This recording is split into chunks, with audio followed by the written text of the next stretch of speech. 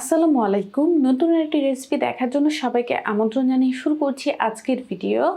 আজ আমি আপনাদের সঙ্গে লোভনীয় স্বাদে চাল কুমড়া ভাজা করে দেখাবো, কিংবা এটাকে অনেকে জালি নামেও চিনেন। যে নামে চিনেন কিংবা ডাকেন না কেন, গরম ভাতের সাথে কিন্তু এই চাল কুমড়া ভাজাটা খেতে ভীষণ মজা। তাহলে ভিডিওটি শুরু থেকে শেষ পর্যন্ত দেখতে থাকুন।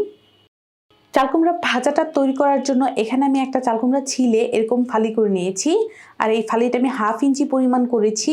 সবগুলো চাল কুমড়ার সাইজ যেন একই রকমেরই হয় সেই দিকটা খেয়াল রাখবেন।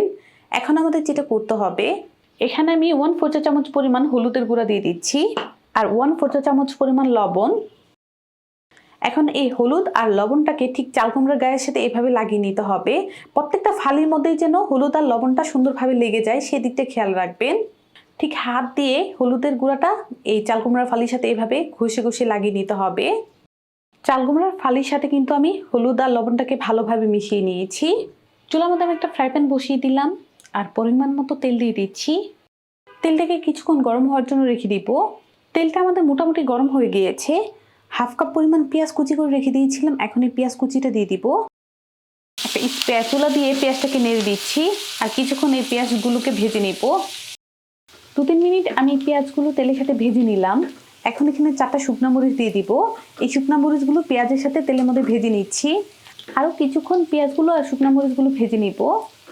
আরও কিছুক্ষণ পেঁয়াজগুলো ভেজেছি আর পেঁয়াজগুলো দেখুন ব্রাউন কালার চলে এসেছে। এখন এই পেঁয়াজগুলোকে আমি উঠিয়ে নিব।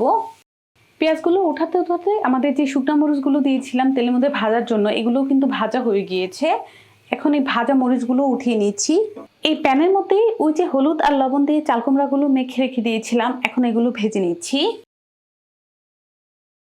কিছু দিয়ে দিলাম, এভাবেই কিছুক্ষণ রেখে দিব। 2-3 মিনিট এই কুমড়োগুলো তেলের মধ্যে এভাবেই ভেজে নিয়েছি। এখন উল্টিয়ে দিব। একটা সাইড কিন্তু হয়ে গিয়েছে দেখুন। অপর পাশটাকেও ভালো করে আমরা ভেজে নিচ্ছি। আরও কিছুক্ষণ আমি ভেজে নিলাম। এখন এই কুমড়োগুলো উঠিয়ে নিব। পরেরগুলো সেমভাবে ভেজে নিচ্ছি। এই প্যানের মধ্যেই আমি 1 চা চামচ পরিমাণ আদা বাটা, 1 চা চামচ পরিমাণ রসুন বাটা আর 1 টেবিল চামচ পরিমাণ পেঁয়াজ বাটা দিয়ে দিব। বাটা মশলাটা আমি এই তেলের সাথে কিছুক্ষণ ভেজে নিচ্ছি।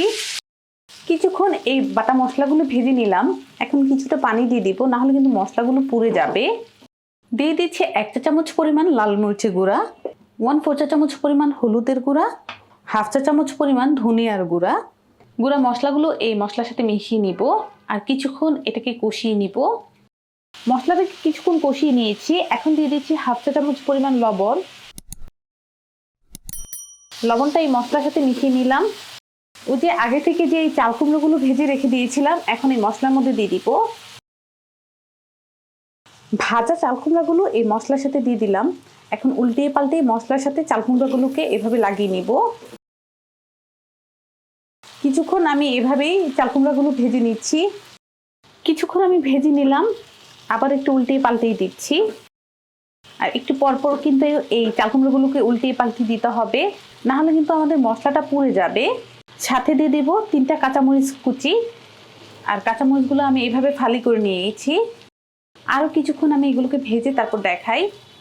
আরও 2-3 মিনিট আমি ভেজেছি আর চুলা আঁচটা কিন্তু মিডিয়াম রেখে তারপর ভাজতে হবে, না হলে কিন্তু আমাদের মশলাগুলো পুড়ে যাবে। একদম লাল লাল ভাজা হবে না। দেখুন কত সুন্দর লাল লাল ভাজাটা হয়েছে। এখন যেটা দিব, আমি কিছুটা এখানে ধনিয়া পাতা কুচি দিয়ে দিচ্ছি। আপনাদের কাছে যদি না থাকে সেক্ষেত্রে আপনারা স্কিপ করে নিলেও হবে। ধনিয়া পাতাটা দিলে হবে কি, এই ধনিয়া পাতার ফ্লেভারটা কিন্তু এই ভাজির সাথে ছড়িয়ে যাবে আর খেতেও ভালো লাগবে। যেহেতু ভাজাটা হয়ে গিয়েছে, এখন আমাদের যেটা দিতে হবে, ওই যে পেঁয়াজটাকে ভেজে রেখে দিয়েছিলাম সেই পেঁয়াজ ভাজা দিয়ে দিচ্ছি। আমি অর্ধেক পরিমাণ এখানে দিয়ে দিব আর অর্ধেকটা রেখে দিয়েছি। পেঁয়াজ ভাজাটা দেওয়ার পর আবারও একটু উল্টিয়ে পাল্টিয়ে নিব।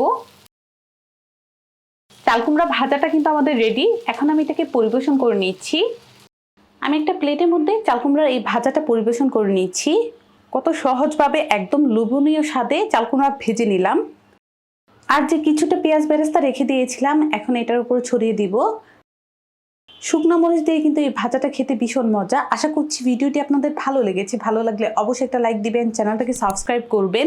সবাই ভালো থাকবেন, সুস্থ থাকবেন। আল্লাহ হাফেজ।